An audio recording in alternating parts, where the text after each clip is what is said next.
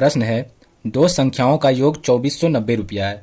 यदि एक संख्या का 6.5%, मान लेते हैं कि एक संख्या है एक्स, एक्स का 6.5% बराबर है दूसरे के 8.5% का। दूसरा मान लेते हैं कि दूसरा संख्या वाई है, वाई का 8.5% के बराबर है।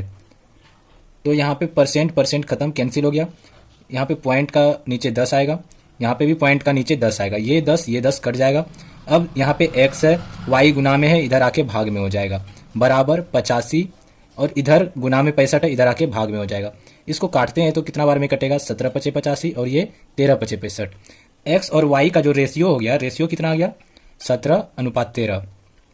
x 17 है तो y 13 है। और शुरू में ही प्रश्न में कहा गया था कि दोनों संख्याओं का योग कितना है, 2490।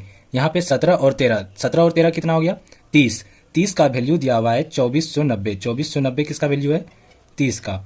निकालने क्या बोल रहा है, तो दोनों में बड़ी संख्या क्या है, बड़ी कौन है, 17। तो 17 का वैल्यू निकालने के लिए कह रहा है, एक्स का वैल्यू निकालने के लिए कह रहा है। एक्स बड़ा है तो यहाँ पे कटाते हैं, 0 0 कट जाएगा, 3 से कटेगा, 3 अठे 24, 3 3 83 बार में। 83 गुना 17 कितना हो जाएगा, 17 51, बाकी 5, 17 अठे 136, 136 और 5 141, कितना हो गया, 1411।